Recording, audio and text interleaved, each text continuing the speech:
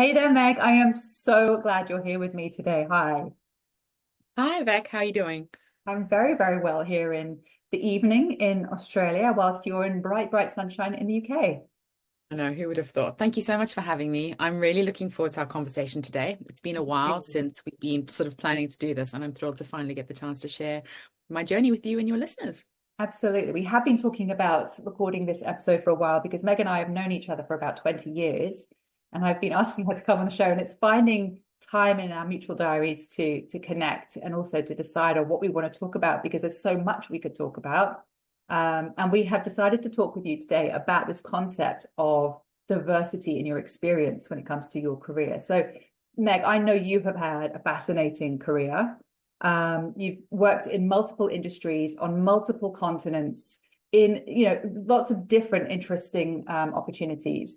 I'd love to understand from you what that diversity of experience really means to you and how that's impacted your professional journey. Yeah, sure. I guess to start is, have you ever had a feeling where you've just wanted to see what's out there?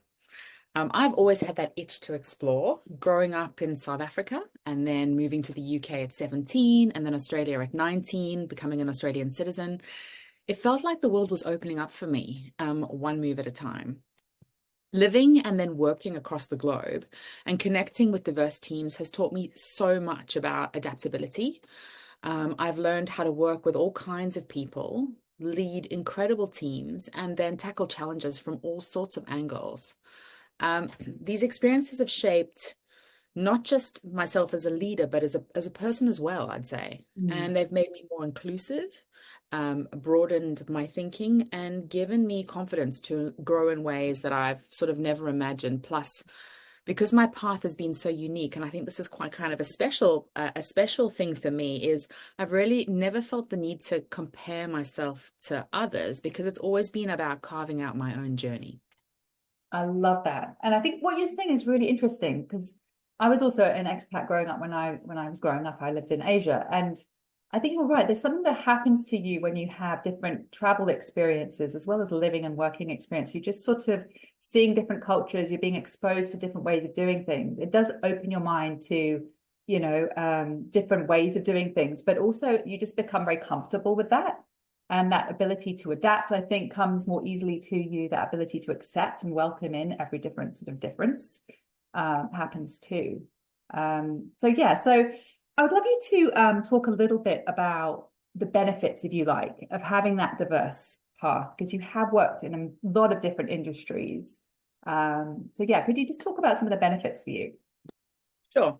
So, yeah, moving to different countries at young ages, as you've said, means that I had to adapt quickly, as you did, to new environments and also connect with different groups of people. I suppose I was like always the new girl. So it wasn't about it feeling like home. I became my home, and what I realized quickly that it gave me a unique perspective, especially when it comes to bringing people together around a common purpose, even during tough times. So a great example of this and how this sort of reflected in my career, and you touched on it at the beginning, was when I led the part of the customer response at OVO Energy, which is one of the UK's largest energy companies. Last winter, we were facing an incredibly tough situation. Basically, for context, millions of people were struggling to keep their homes warm and actually pay for their energy. And the energy sector was under immense pressure. And it was a brand new sector for me, so I had so much to learn.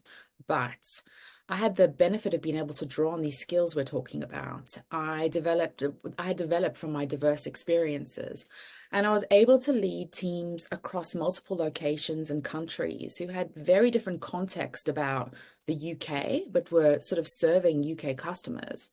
And we were able to respond quickly and effectively. We set a very clear vision that everybody could get behind. And we made sure that each team member knew their role and how their role was making a difference to those customers' lives.